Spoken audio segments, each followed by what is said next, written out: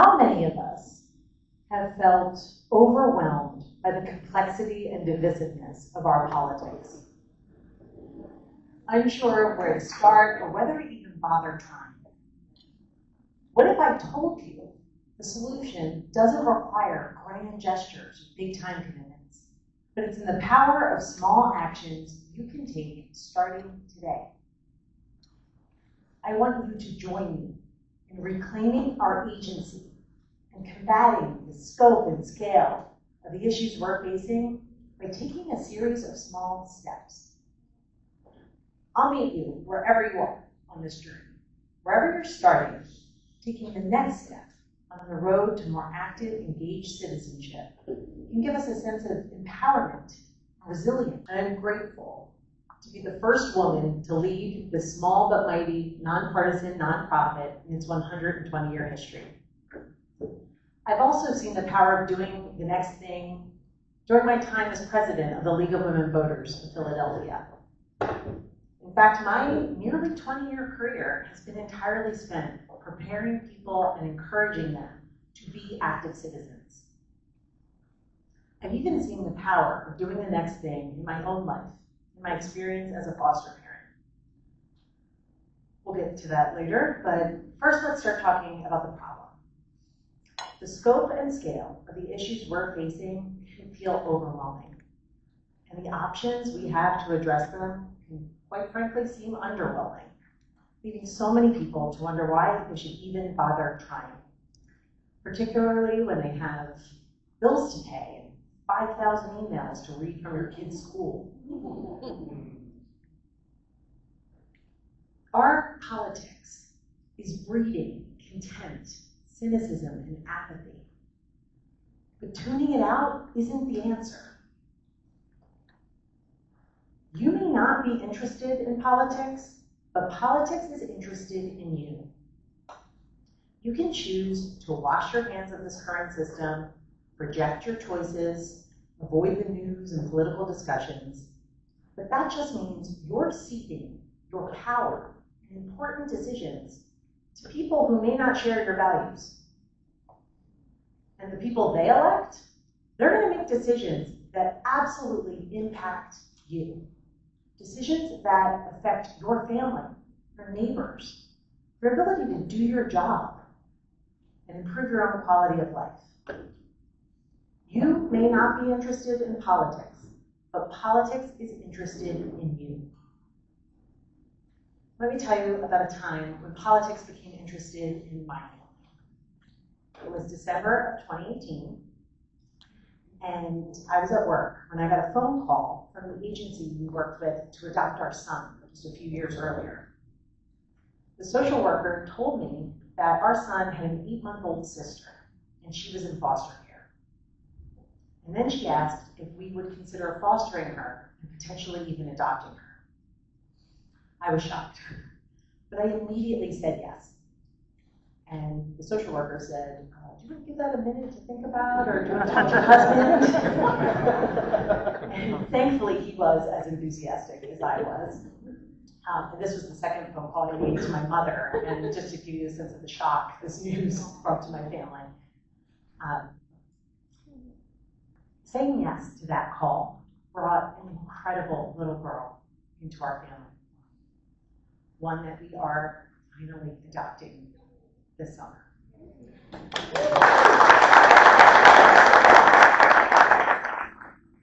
But it also brought us face to face with the brokenness of the child welfare system, the complexities of the opioid epidemic, and the realities of the experience of undocumented immigrants right in our own community. I was overwhelmed by the scope, scale, and intersections of these problems.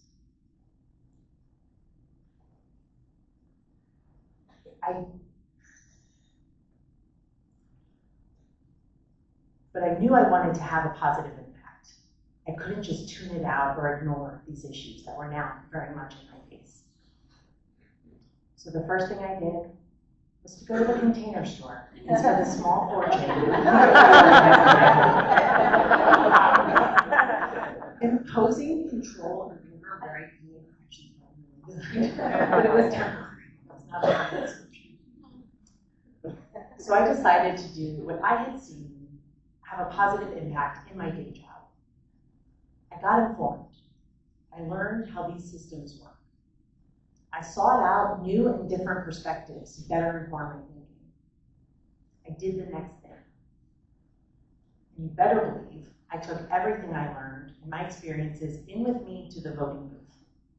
Because how we treat people in addiction, the options we give to immigrants seeking a better life, and how we prioritize children who need help are all ultimately policy decisions made by the people we elect. Vote, learn how it works, choose your news wisely, invite diverse perspectives, and do the next thing. At 70, we call these the habits of highly effective citizens. And I promise you, practicing these habits can help combat that feeling of being overwhelmed and help you reclaim your agency. Let's walk through them. The first is to vote. Shock and surprise, the Committee of 70 is telling people to vote. In every corner of this city, in every county of the Commonwealth, our elected officials are making decisions that impact our lives every day. We need to expect more of our elected officials, and we need to understand what tools and leverage we gain when we vote. We're sitting in the largest city in the largest swing state. We're inundated with people telling us, this is the most important election of your lifetime. This time, yes, actually, yes, it is. But every election is tremendously important, not just every 4 years, twice a year, every year. The people of West Philly, just this April, elected their state representative by a margin of 50 votes, 5-0, in a district that represents 64,000 people. Do you care about school vouchers, campaign finance disclosures? The top two candidates in that race are on different sides of those issues. Don't tell me your vote doesn't matter, it absolutely does. Government has little incentive to improve if they don't think anyone's paying attention. Committee of 70 is keeping watch, but we need to bring people closer to their government, to encourage them to watch, to learn, to get engaged, and to hold their government accountable. Voting is one of the absolute best ways to do that. But while voting is necessary, it's not sufficient to bring about the change we need and want. We need to do the next thing. We need to vote, but we also need to learn how these systems work, particularly at the local level. Show of hands here. How many people know who their council person is? Your state rep? Your state senator? All right. In a recent Lenfest poll, 45% of Philadelphians said that they didn't know who their council person was. And in Philly, your council person is in a great position to help improve your quality of life. If you lose your job, they can connect you to resources. They can help you get that abandoned vehicle removed from your neighborhood. If you don't know who your elected representatives are, you've likely never asked them to help fix the broken streetlight, let alone access the government services you and your family deserve and pay for. So vote, learn how it works. Next step, choose your news wisely.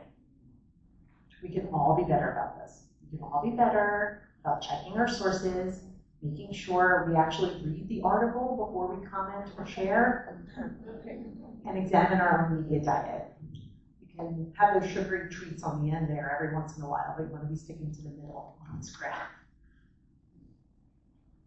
In a recent focus group conducted by our friends at the Swing Voter Project, they had one of their participants share that they predominantly get their news from Jane Cantori on the Weather Channel.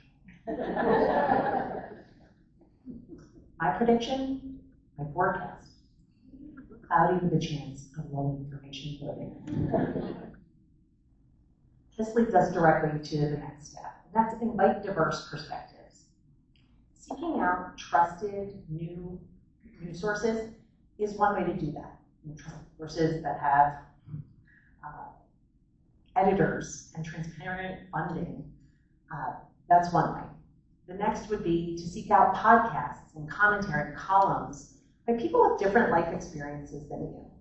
People have different perspectives on the issues we're all working on. The next level would be to have a real life conversation with someone who doesn't share your beliefs. Committee of 70 has tools to help you navigate that, and spoiler, if you start by finding just one thing you can agree on, and then listening to learn, not talking to persuade, it does wonders. And then the next step is to know where you are on your journey to more active, engaged citizenship, and do the next thing. If you're not a voter, or you haven't voted since 2020, the next step is simple. Check your registration, make your plan to vote. 70 has everything you need to successfully vote in person or by mail, if you like the idea of voting from your kitchen table. And we can help you investigate the candidates, find your polling place, figure out what the heck those ballot questions mean. Remember, when you go to vote, it's not just about the candidates. It's about you and picking who best aligns with your values. If you're already a voter, great. Talk to a few friends, a few family members, a few coworkers, and encourage them to make a plan to vote. Culture change happens when a few people talk to a few more people, and then it becomes the norm in our family, in our workplace, in our city. All right, you're already a voter. You've activated your network. Consider being a poll worker. You can be one of democracy's essential workers. And Pennsylvania needs 40,000 people to step up twice a year, every year, to serve this important role. If you have questions about the integrity of our elections, being a poll worker and getting a front row seat to how they work is a great way to get those questions answered. Come into the process. Have a candidate you support? Consider knocking doors. A recent study showed that a person was 8.7% more likely to cast their vote if they talked to a canvasser. Does that one seem like a bigger step than what I've been promising? I'm so into doing that, but I do love a good postcard writing session with my friends at the League of Women Voters. I can put my Catholic school penmanship to good use and catch up with friends while I encourage people to vote. These are a lot of things you can do around elections. But as I said before, voting is necessary but not sufficient to create the change we need and want. For that, we need to find ways in between elections to have an impact. Do you have an issue you care deeply about? Great, find your people. Investigate what groups are out there working to create the change you want to see, and then join them. Give them your time, your money. Share their good work on your social media. Use their resources to contact your elected officials. A phone call or an email to them won't take more than 5 minutes. You don't have to do everything. Just do the next thing. Attend a neighborhood association meeting. Ask your boss to offer civic time off, CTO, to create the time and space to get more involved. Contact your elected official about that broken line, truly. Or hell, tell them what you think about reproductive rights, or the right to bear arms, or climate change. We all have a role to play. And when we take that next step on the road to active citizenship, our democracy gets stronger. I'm proud of all the ways the Committee of 70 can help. We will continue to call out corruption and mismanagement, but it is so much more effective if groups of citizens understand their power, learn how the system works, and demand better government. Each time you take one of these steps, you are declaring that you believe in the system. You're building a little more trust. And democracy works better when we earn and hold trust. Trust in our elected officials, in the integrity of our systems and in each other. So take the next step for yourself, for your family, and for the city we love. Thank you.